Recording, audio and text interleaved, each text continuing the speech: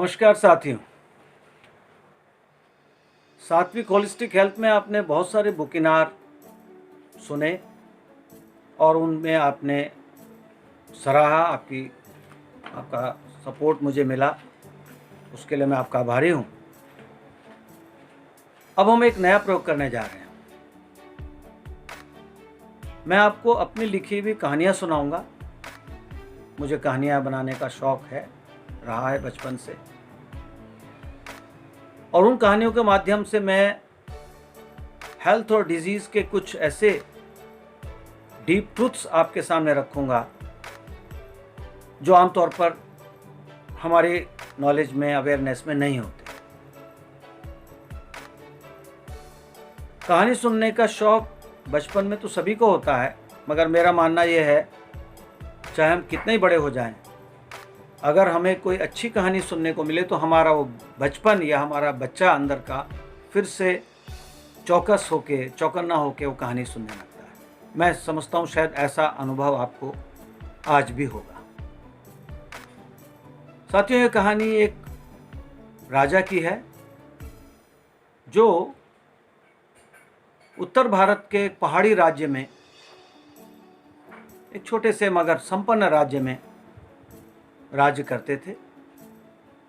लगभग 12वीं सदी की बात।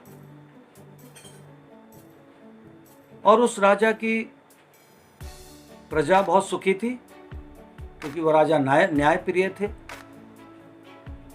सबका ध्यान रखते थे। उनकी महारानी जी भी उसी तरह से सबका ख्याल रखते थे। सब कुछ बढ़िया था, सिवाय एक बात के कि उन राजा के कोई संतान नहीं था। जैसा कि उस समय होता था, उन्होंने अनेक अनुष्ठान किए, अनेक उपाय किए। वहाँ के जो राज्य वैद्य थे, बहुत ही प्रसिद्ध, उन्होंने भी अलग अलग तरह की औषधियाँ दी। जिस भी कारण से कहिए, विवाह के लगभग 12 साल बाद उन्हें एक पुत्री की प्राप्ति हुई। और वो पुत्री बहुत ही सुंदर थी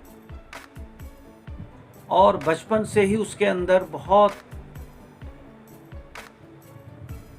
कुशाग्र बुद्धि, यानी इंटेलिजेंट माइंड, और बहुत ही दूसरों के लिए केयरिंग एटीट्यूड था उस बच्ची के अंदर। उसका उन्होंने नाम रखा सुलोचना। जैसे जैसे वो बड़ी होती गई, वो सारी विद्याएं, उस जमाने में बच्चे को या बच्ची को सब विद्याएं सिखाई जाती थी। कोई एक पर्टिकुलर उसमें बाद में जाते थे, शुरू में सब चीजें सिखाई जाती थी। महाराज उस बिटिया से इतने कहना चाहिए प्रभावित थे उसकी बुद्धि से कि उन्होंने उसे एक राजकुमार की तरह उसकी ट्रेनिंग करी। यानी उसको सारी विद्याएं सिखाई जो एक राजकुमार को सिखाई जाती। घुड़सवारी, तलवार चलाना, भाला चलाना, युद्ध कला, यानी ये सब भी सिखाया। हालांकि महारानी कभी कभी इस बात का विरोध करती थी, मगर महाराज कहते थे, मैं कोई फर्क नहीं करना चाहता एक बेटी और बेटे में। तो लिहाजा वो सीखती गई, उनके साथ शिकार पे भी जाने लगी। फिर कुछ ऐसी घटना घटी कि पता नहीं किस कारण से उनकी वो प्यारी बिटिया राजकुमारी सुलोचना बीमार रहने लगी। उनके शरीर में दर्द रहने लगा, सिर दर्द रहने लगा, खाना पीना हजम होना बंद हो गया, थोड़ा भी खाएं उल्टी हो जाए। अब राजा के तो बहुत सारे साधन होते हैं, तो राज्य वैद्य ने जो बहुत ही प्रसिद्ध थे और वृद्ध थे, आयु भी हो गई थी, उनके अनुभव बहुत था, उन्होंने कहा, महाराज आप चिंता मत करिए, मैं उनका इलाज करूंगा। और उन्होंने इलाज शुरू कर दिया। मगर 15-20 दिन होने के बाद भी राजकुमारी की सेहत में कोई सुधार नहीं, बल्कि वो और ज़्यादा कमज़ोर और ज़्यादा बीमार नज़र आने लगे। उनका जो सुंदर चेहरा था वो कुम्हला गया। महाराजा को बड़ी चिंता हुई। महारानी भी बड़ी सोच में रहती थी। उन्होंने फिर राजे वैद्य जी से एक तरह से कहना चाहिए कि उनकी अनुमति से पड़ोस के जो एक और बड़े वैद्य थे पड़ोस के राज्य के, उन्हें बुलाया। उन्होंने भी 15-20 दिन अपना उपचार किया। उस समय तो आप जानते हैं आयुर्वेद ही देश की प्रमुख चिकित्सा पद्धति थी, मगर कोई लाभ नहीं हुआ। इस तरह से लगभग 2 माह बीत गए। कोई भी वैद्य, दूर दूर के वैद्य आए, कोई भी राजकुमारी के स्वास्थ्य में थोड़ा बहुत मामूली अंतर, उससे ज़्यादा नहीं हुआ और वो कमज़ोर होती जा रही थी। बीमार, कमज़ोर, वेट कम होता जा रहा था। आखिरकार मजबूर होकर महाराजा ने एक इनाम की घोषणा करी कि जो भी वैद्य मेरी बेटी को स्वस्थ कर देगा या कर देगी, वैद्य में महिलाएं भी होती थी उस समय भी, उसको मैं मुँह-मांगा इनाम दूंगा और अगला राज्य वैद्य उसी को घोषित कर दूंगा, क्योंकि जो अभी राज्य वैद्य थे वो वृद्ध हो गए थे काफ़ी। तो इनके बाद जो दूसरा राज्य वैद्य होगा वो वही घोषित होगा या होगी। ये सुन के नेचुरली काफ़ी लोग और भी उन्होंने प्रयास किया, इस राज्य के भी और दूसरे राज्यों के भी, मगर कोई लाभ नहीं हुआ। और लगभग इस तरह से बीमार रहते रहते 3 महीने बीत गए। वो बहुत पतली हो गई, कमज़ोर हो गई राजकुमारी सुलोचना। सब परेशान, और सबसे ज़्यादा परेशान राजा और महारानी के बाद थे राज्य वैद्य। उन्हें बड़ा इस बात का अफसोस था कि मैं इतना अनुभव मेरा जीवन का, इतने लोगों को मैंने मरने से मरते मरते भी बचाया, मगर जहाँ मुझे सबसे ज़्यादा मेरी ज़रूरत थी मैं वहाँ नहीं कर पाया। उनका एक बड़ा होनहार शिष्य था, उसका नाम था देवमूर्ति।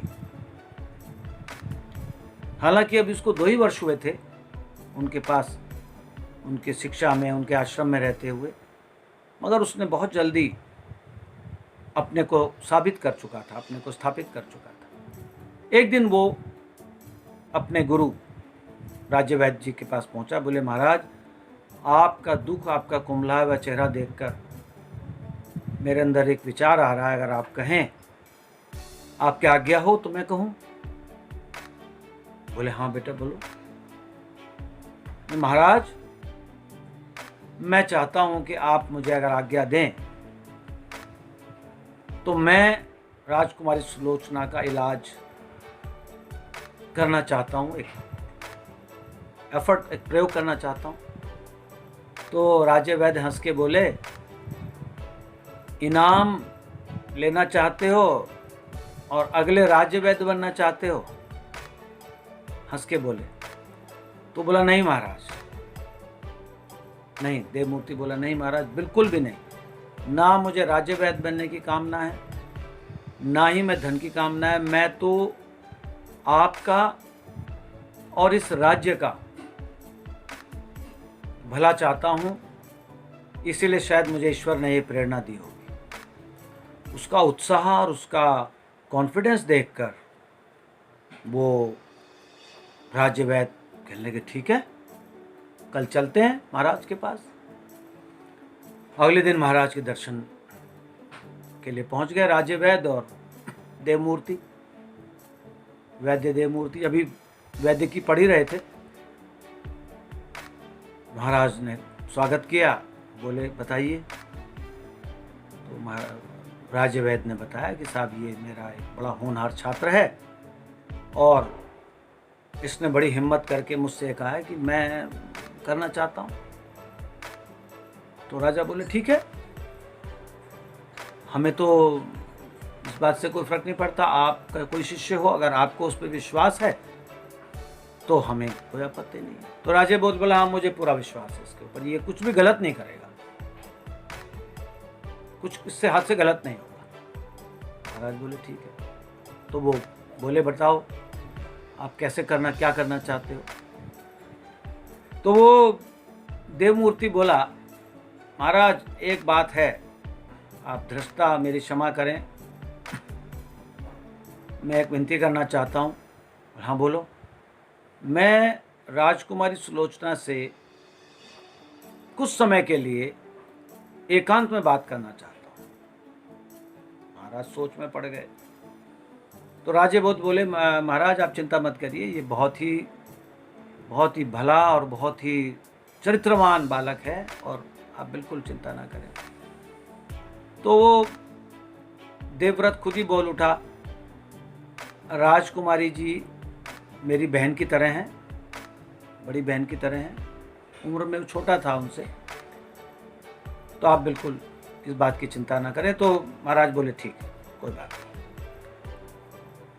उसी दिन शाम को एक कक्ष में एक तरफ राजकुमारी सुलोचना, बीच में एक पर्दा जीना सा, और दूसरी तरफ ये उनका शिष्य देवमूर्ति बैठ गया और बाकी लोग सब चले गए।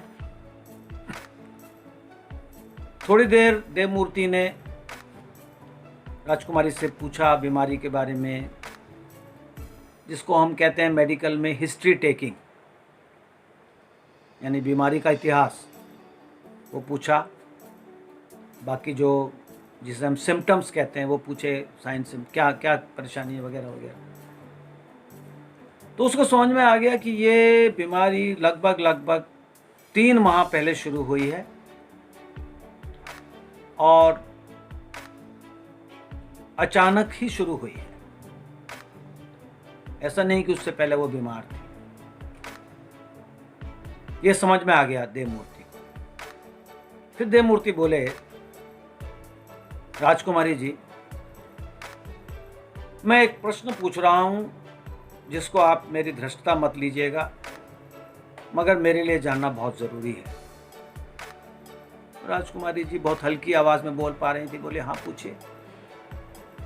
3 माह पहले क्या ऐसी कोई घटना हुई थी जिससे आपके दिल को या आपके मन को गहरा आघात पहुंचा, ठेस पहुंची? सुनते ही राजकुमारी चुप हो गई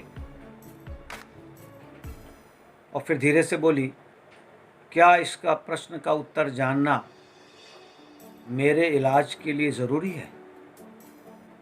यह सुनते ही देवमूर्ति समझ गया कि वो सही राह पर चल रहा है, उसने सही नब्ज पे हाथ रखा है। अपने उत्साह को छुपाते हुए बोला, राजकुमारी जी आप पूरा विश्वास रखिए, आप मुझे अपना छोटा भाई समझिए और बिल्कुल भी संकोच मत करिए। आपकी बात कहीं पे भी नहीं मैं इसको किसी से बताऊंगा, मगर ये बहुत ज़रूरी है जानना। राजकुमारी जी गहरी सांस लेके बोली, राजकुमारी सुलोचना ठीक है तो फिर सुनिए। राजकुमारी ने एक अजीब सी घटना बताई। वो बोली कि लगभग 3 माह पहले मैं अपने पिताश्री अर्थात महाराज के साथ शिकार पर खेलने जंगल गई थी। घने जंगल में जाके लगभग शाम होने को थी, हमें बहुत प्यास लग रही थी। 1-2 मुख्य सैनिक हमारे साथ थे। पानी ढूंढते ढूंढते हम एक छोटा सा आश्रम था जंगल के बीचों बीच, वहां पहुंचे।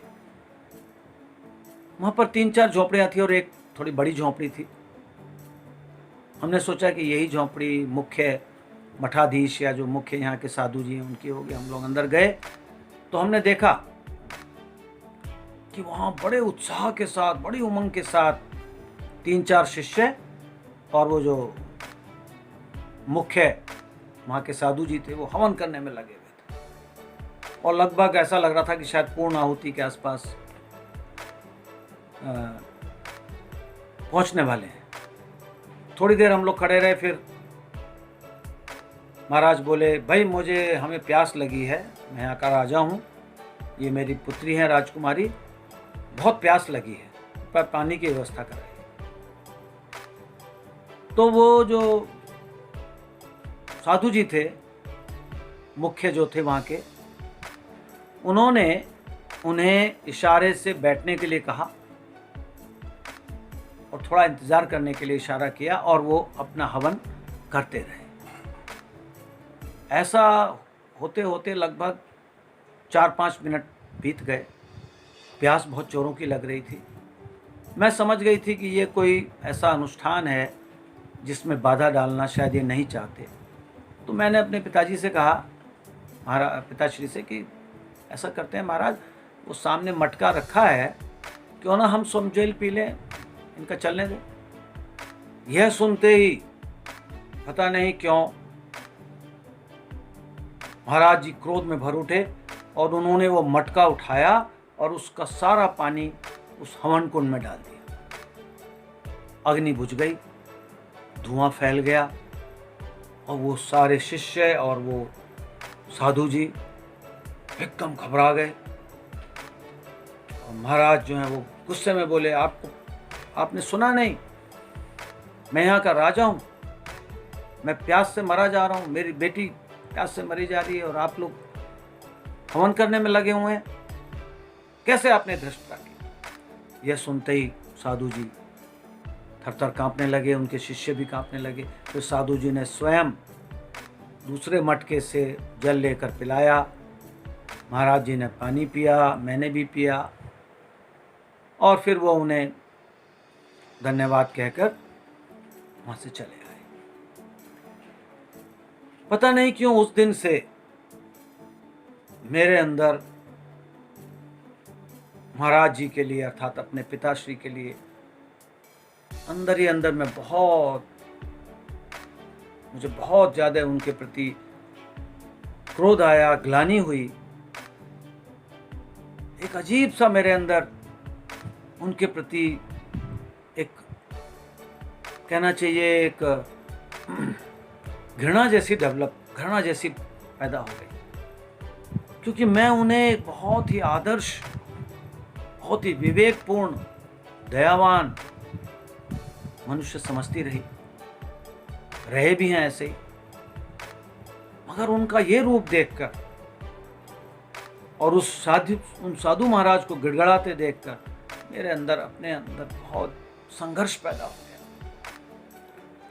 और उसके बाद से जब भी मैं उन्हें देखती, मुझे वही साधु का चेहरा याद आ जाता और मेरे अंदर संघर्ष शुरू हो जाता कि महाराज का असली रूप क्या है। क्या वो रूप है जो प्रजा जिसका गुणगान करती है, जो दरबार में दिखता है, या वो रूप है जो मैंने उस झोंपड़ी में देखा। और ऐसा देखकर और ये संघर्ष मुझे बहुत ज़्यादा अंदर से कचोटता है। ये कहकर राजकुमारी सुलोचना थोड़ा रोने भी लगी और फिर चुप हो गई। देवमूर्ति बोले, देखिए राजकुमारी जी, मैं बहुत बड़ा वैद्य तो नहीं हूँ, ना ही मैं अभी वैद्य की मैंने पूरी की है, मगर भगवान ने मुझे जो ज्ञान दिया है, जो भी मुझे सिखाया है, या मेरे गुरु महाराज ने सिखाया है, मैं दावे से कह सकता हूँ कि जब तक आप अपने अंदर से अपने पिताश्री के लिए जो घृणा है, जो क्रोध है, जब तक आप उसको नहीं निकालेंगे, तब तक आप पूरी तरह स्वस्थ नहीं हो पाएंगे।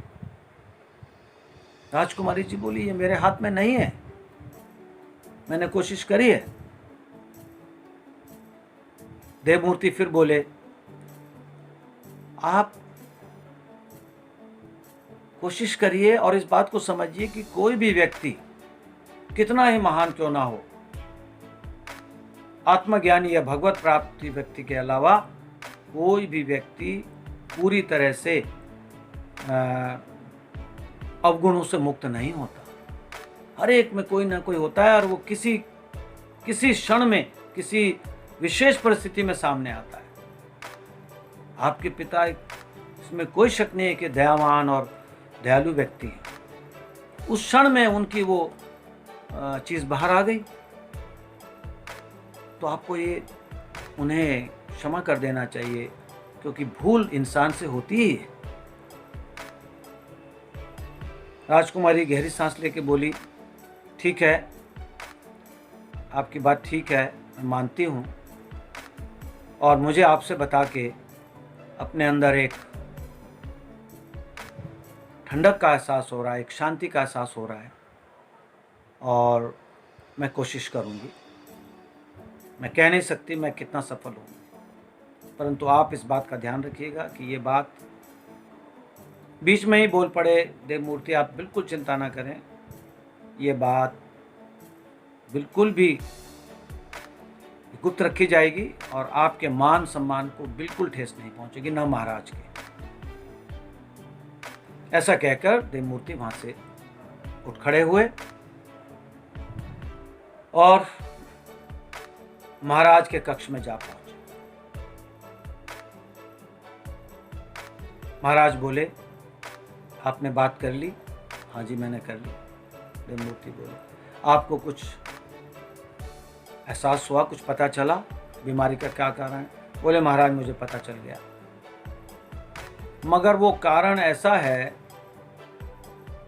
कि यदि मैंने आपको बताया तो हो सकता है आप मुझे कारागार में डलवा दें या मुझे मृत्यु दंड दे दें। महाराज बोले, नहीं नहीं, ऐसा कैसे हो सकता है? और बोले, मैंने राजकुमारी जी से ये वादा किया है, ये मैंने प्रतिज्ञा की है कि मैं ये बात किसी को भी नहीं बताऊंगा, परंतु यदि आप मुझे अभयदान दें तो मैं आपको इसलिए बताना चाहूँगा कि इसको बताए बिना उनका इलाज पूरी तरह संभव नहीं है। उनके हित में मैं इस प्रतिज्ञा को तोड़ूंगा, मगर आपको ये महाराज प्रतिज्ञा करनी पड़ेगी कि आप किसी से नहीं बताएंगे, महारानी जी से भी नहीं। महाराज सोच में पड़ गए, ये बड़ी कठिन परीक्षा थी उनकी। अंत में बोले, ठीक है, मुझे तुम्हारी बात पर विश्वास है, मैं प्रतिज्ञा करता हूँ कि मैं महारानी को या अपनी बेटी राजकुमारी को ये बात नहीं बताऊंगा। फिर देवमूर्ति ने वो सारा आश्रम वाला किस्सा 3 माह पहले सारा का सारा जैसा उसने राजकुमारी से सुना था महाराज को बता दिया। सुनते ही महाराज का चेहरा पीला पड़ गया। कुछ देर के लिए वो बिल्कुल सन्न रह गए, भौचक्के के रह गए, और फिर थोड़ी देर बाद संभलते हुए बोले, देवमूर्ति, तुम नहीं जानते तुमने मेरे ऊपर कितना बड़ा उपकार किया है। मुझसे भूल हुई थी और मुझे एहसास भी हो गया था मुझसे भूल हुई, मगर मैं अपने राजा होने के अहंकार के कारण उसका प्रायश्चित मैं नहीं कर पाया था। और मैं समझ गया, मैं सारी बात समझ गया। अब बताओ मुझे क्या करना है, क्या करना चाहिए, मैं अपनी भूल का प्रायश्चित कैसे करूं? देवमूर्ति बोले, महाराज, हमें कुछ ऐसा उपाय करना होगा कि राजकुमारी को ये पता ना चले कि मैंने आपको सारी बात बता दी है, परंतु उन्हें आपकी दयालुता पर, आपकी महानता पर फिर से विश्वास हो जाए। और इस तरह दोनों ने मिलकर एक योजना बनाई।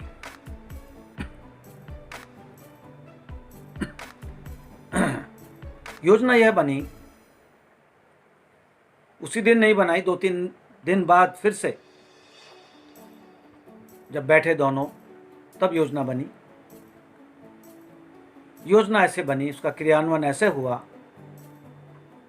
कि जब राजकुमारी थोड़ा स्वस्थ हो गई, क्योंकि जिस दिन से देवमूर्ति ने उनसे बात करी उसी दिन से राजकुमारी के स्वास्थ्य में सुधार होना शुरू हो गया। वो थोड़ा थोड़ा खाने लगी, थोड़ा उनकी शक्ति भी वापस आने लगी। तो जब लगभग 1 हफ्ते बाद जब राजकुमारी इस योग्य हो गई, चलने फिरने योग्य, तो महाराज बड़े आग्रह से राजकुमारी को रथ में बिठाकर शिकार के बहाने से, या कहें कि थोड़ा आबो हवा बदलने के बहाने से उसी जगह ले गए, उसी आश्रम में ले गए जहां पर वो घटना हुई थी। राजकुमारी भी चौंक गई, उन्हें शक भी हुआ कि कहीं देवमूर्ति ने इन्हें सब बता तो नहीं दिया, मगर चुप रही। दोनों अंदर गए उसी झोंपड़ी में जहां वो साधु जी, मुख्य साधु रहते थे। वो उन दोनों को देखकर साधु जी महाराज फिर से डर गए और खड़े हो गए और बोले, महाराज मुझसे क्या भूल हुई, मैं उस दिन के लिए मैं क्षमा प्रार्थी हूँ। महाराज बोले, आप बैठ जाइए, आप बैठ जाइए। जो शिष्य थे वो डर के खड़े हो गए तो उन्हें भी बिठा दिया और बोले, देखिए ऐसा है, मैंने अहंकारवश उस दिन आपके अनुष्ठान में, आपके यज्ञ में बाधा डाली थी। यज्ञ में बाधा डालना राक्षसों का काम है, तो मेरी राक्षसी प्रवृत्ति उस दिन प्रबल हो गई थी और उसके कारण वो जो मैंने आपका यज्ञ भंग किया था, मुझे देवताओं का श्राप मिला, और श्राप इस रूप में मिला कि मेरी बिटिया बीमार पड़ गई। मैं आज उस श्राप को से मुक्त होना चाहता हूं। और राजा ने यह भी कहा कि इस श्राप के होने के बारे में मुझे एक बहुत बड़े ज्योतिषी ने बताया कुछ दिनों पहले। उस जमाने में बड़े बड़े ज्योतिषी होते थे। वो ज्योतिषी ने मुझे बताया कि महाराज, आपसे किसी सच्चे साधु का, किसी यज्ञ का आपने अपमान किया है, उसका जो श्राप आपको लगा है उसकी वजह से आपकी बेटी बीमार है। तभी से मैंने निश्चय कर लिया था कि मैं जरूर आपसे आके क्षमा मांगूंगा। और ऐसा कहकर महाराज ने उन साधु के पैर पकड़ लिए। यह घटना देखकर सभी चकित रह गए। वो साधु जी रोने लगे, उनके अश्रु, महाराज के भी अश्रु और राजकुमारी और शिष्य भी। ऐसा अद्भुत दृश्य, एक राजा, एक साधारण से दिखने वाले, साधारण नहीं थे वो, बट साधारण से दिखने वाले एक साधु के पैर पकड़ रहे हैं। उन्होंने तुरंत महाराज को उठाया, बोले, महाराज मैं तो आपका सेवक हूँ, आप ऐसा क्यों कर रहे हैं, आप ऐसा मत करिए। और फिर उसके बाद महाराज ने उनको उपहार दिए, सोने चांदी के, आश्रम के लिए भेंट दी। और फिर हंसी खुशी बेटी यानी राजकुमारी सुलोचना और पिताजी वापस महल आ गए। और उस दिन के बाद से उसकी इतनी तेजी से स्वास्थ्य में प्रगति होने लगी कि अगले हफ्ते 10 दिन में ही वो बिटिया, वो राजकुमारी पूर्ण रूप से स्वस्थ हो गई। सारे राज्य में खुशी की लहर दौड़ गई। राजा ने देवमूर्ति को बुलाया, राजवैद्य के साथ, पूरे राज्य के सम्मान के साथ उनको अगला राज्य वैद्य घोषित किया। उन्हें बहुत सा उपहार दिया, राज्य वैद्य को भी सम्मानित किया। और इस प्रकार उस राज्य में फिर से खुशहाली और संपन्नता वापस आ गई। साथियों, ये कहानी मैंने स्वयं लिखी है। इस कहानी में आप समझ ही गए होंगे, एक बड़ा गूढ़ रहस्य जो डॉक्टरों को तो या वैद्यों को पता होता है काफ़ी लोगों को, और आजकल रिसर्च में भी यही आ रहा है। यानी बीमारियों में, काफ़ी बीमारियों में, जो कॉमन बीमारियां भी हैं उनमें भी, चाहे वो कैंसर हो, चाहे वो डायबिटीज़ हो, हाई ब्लड प्रेशर हो, या और बीमारियां हो, इवन इन्फेक्शियस डिजीज़ में भी, यानी जो संचारी रोग हैं, इन सब में भी अक्सर, हमेशा नहीं बट अक्सर, अंदर, व्यक्ति के अंदर जो गहरे अवसाद, गहरी चोट, घृणा, क्रोध, डर, बेबसी, लाचारी, ये जो भाव होते हैं गहरे, सुपरफिशियल नहीं, उनकी वजह से उस व्यक्ति की सारी अंदर की बायोकेमिस्ट्री, फिजियोलॉजी चेंज हो जाती है। और एपिजेनेटिक्स के रिसर्च के अनुसार उन इमोशंस की वजह से, नेगेटिव इमोशंस की वजह से जीन्स का एक्सप्रेशन भी बदल जाता है।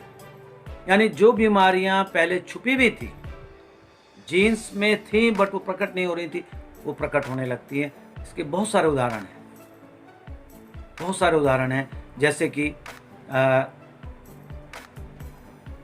कोई व्यक्ति, जैसे एक हस्बैंड वाइफ हैं, वृद्ध आयु में हैं, एक उनमें से चला जाता है तो जो रह जाता है पीछे, उसमें 6 महीने से 1 साल के अंदर कई बीमारियां प्रकट हो जाती हैं।